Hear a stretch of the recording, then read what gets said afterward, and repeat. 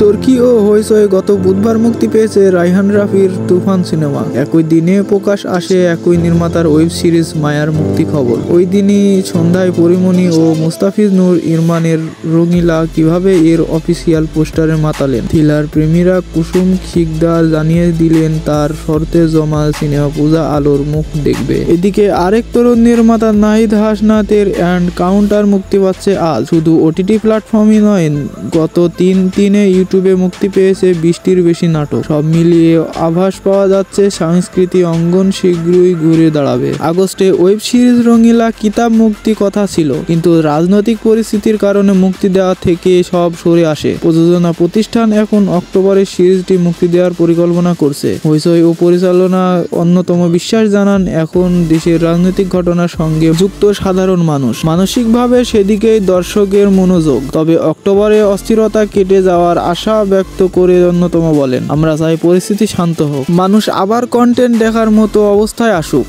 Content না মুক্তি পেলে তো পরিস্থিতি স্বাভাবিক হবে না। কাউকে না কাউকে তো এগিয়ে আসতেই হবে, তাহলে তো স্বাভাবিক হবে। এটাই আমাদের রুচি, আমাদের তো কাজ ফিরতে হবে। ওটিটি গুলো আর কতদিন কন্টেন্ট প্রচার বন্ধ রাখবে? আমাদের ইন্ডাস্ট্রি চলমান রাখতেই হবে। প্রযোজনা সমিতির তথ্য অনুযায়ী আজ আরফিন শুভ ও জান্নাতুল ঐশীর সিনেমা নূর মুক্তির কথা তালিকায় ছিল। পরের সপ্তাহে রয়েছে ময়না ও অদিমান সূর্য সিনেমার নাম। পরের মাসেও বিল্ডিকিনি, দায়মুক্তি, চরিত্র, হিমন্তীর ইতিকথা সহ 8টি মতো সিনেমা মুক্তির জন্য শিডিউল নেওয়া রয়েছে। অক্টোবর থেকে সিনেমা মুক্তির সংখ্যা বাড়বে বলে মনে করছে প্রযোজকরা। এই সময় নন্দিনী ও দরদ, শাহ বা রং ঢং সহ একাধিক সিনেমা পরিস্থিতি মধ্যে মুক্তির তালিকা যোগ হবে। পোস্টার প্রকাশের পর আজ আসছে শরতের জবাব টিজার। শীঘ্রই আসবে সিনেমাটির ট্রেলার ও গান। নিয়মিত প্রচারণায় সরব থাকতে চান সিনেমাটি। পরিচালক, প্রযোজনা ও অভিনেত্রী কুসুম শিকদার। পূজায় সিনেমাটি মুক্তি দিতে চান কুসুম বলেন, সবার সব কাজই চলছে, কেউ থেমে নেই। আমরা সিনেমার মানুষ, আর কত অপেক্ষা করব? 5 মাস সেন্সর নিয়ে বসে আছি আমি। এদিকে আরো বলেন,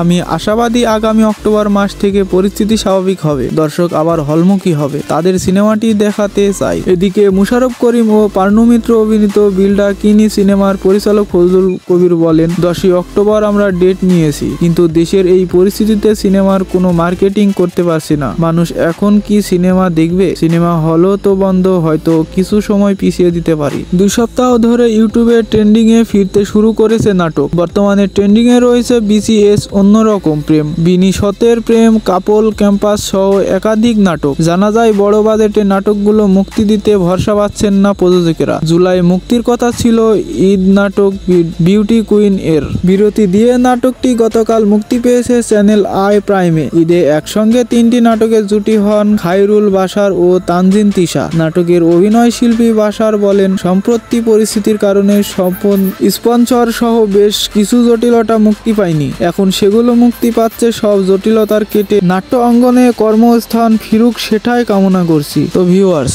কেমন লাগলো ভিডিওটি তা কমেন্ট বক্সে জানিয়ে দিও। আর আমার চ্যানেলটি নতুন হলে অবশ্যই সাবস্ক্রাইব করে রেখো। দেখা হচ্ছে নতুন কোনো ভিডিওতে। সে পর্যন্ত ভালো থাকুন, সুস্থ থাকুন, খোদা হাফেজ।